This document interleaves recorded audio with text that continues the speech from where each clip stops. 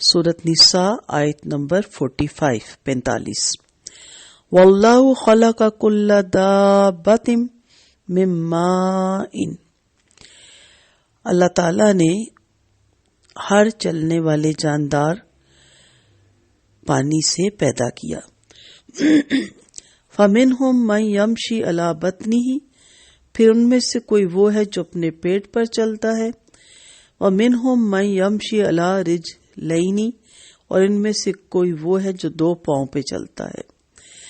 ومنہم من یمشی علی اربع، اور ان میں سے کوئی وہ ہے جو 4 پر چلتا ہے۔ یخلق اللہ ما یشاء، اللہ پیدا کرتا ہے جو وہ چاہتا ہے۔ ان اللہ علی کل شیء قدیر، یقیناً اللہ تعالیٰ ہر چیز پر خوب قادر ہے۔ اس کی جو تفسیر ہے سورۃ انبیاء کی آیت نمبر 30 پہ تفصیل سے اس پہ بات ہوگی۔ یہ اس مقام پر توحید کی چوتھی دلیل ہے کہ اللہ تعالیٰ نے ہر چلنے والے جاندار پانی سے پیدا فرمائے، پھر ایک ہی چیز سے پیدا ہونے والے تمام جاندار زندگی کی مختلف حالت ہی میں ایک دوسرے میں مختلف ہیں۔ کوئی اپنے پیٹ پر چلتا ہے جیسے سانپ، مچھلی اور بعض قسم کے کیڑے مکوڑے، کوئی 2 پاؤں پہ چلتا ہے جیسے انسان اور پرندے، اور کوئی 4 پاؤں پہ چلتا ہے جیسے گائے، بھینس، گھوڑے اور دوسرے چوپائے اور درندے۔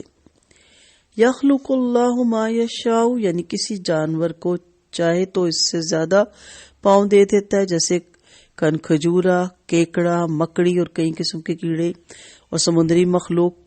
یہ کائنات میں پھیلے ہوئے نور ہدایت ہی کا اظہار ہے، جسے دیکھ کر سعادت مند لوگ اللہ تعالیٰ کی توحید پر ایمان لے آتے ہیں، اور اس پر بھی کہ جب اللہ تعالیٰ جو چاہے پیدا فرما سکتا ہے تو وہ قیامت کے روز دوبارہ زندہ بھی کرے گا۔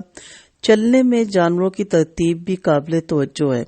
سب سے پہلے وہ جس کے پاؤں ہی نہیں، ان کے چلنے میں قدرت کا اظہار سب سے زیادہ ہے، پھر 2 پاؤں پہ چلنا، پھر 4 پاؤں پہ چلنے سے عجیب ہے۔ ان اللہ علی کل شیء قدیر، یہ اس بات کی دلیل ہے کہ اللہ جو چاہے پیدا کر سکتا ہے، کیونکہ وہ ہر چیز پر پوری طرح قدرت رکھتا ہے۔ اسی طرح کا ایک مضمون سورۃ ہود کی آیت نمبر 7 میں بھی آپ دیکھیں گے۔ اللہ تعالیٰ وہاں فرماتے ہیں، اور وہی تو ہے جس نے آسمان اور زمین کو 6 ایام میں پیدا کیا، اور اس وقت اس کا عرش پانی پر تھا۔ اس آیت کے مطابق درجہ ذیل حدیث کا مضمون ہے۔ عمران بن حسین رضی اللہ عنہ کہتے ہیں کہ یمن کے کچھ لوگ آپ کے پاس عالم کی پیدائش کا حال پوچھنے آئے۔ آپ صلی اللہ علیہ وسلم نے فرمایا، پہلے صرف اللہ کی ذات تھی، اس کے سوا کوئی چیز نہ تھی، اس کا عرش پانی پر تھا، اس نے ہر چیز کو اس طرح ہر چیز کو لوہے محفوظ میں لکھ لیا اور آسمان اور زمین پیدا کیے۔ اس آیت اور اس حدیث سے معلوم ہوا کہ مخلوقات میں سب سے پہلے اللہ نے پانی کو پیدا کیا تھا، اور عرش کی کیفیت ہمیں معلوم نہیں، نہ ہمیں یہ جاننے کے مکلف ہیں۔ پھر سورۃ انبیاء کی آیت نمبر 30 میں فرمایا، جس چیز میں بھی زندگی کی رمق ہے اسے ہم نے پانی سے بنایا، جس کا دوسرا مطلب یہ بھی نکلتا ہے کہ کوئی جاندار چیز پانی کے بغیر زندہ نہیں رہ سکتی۔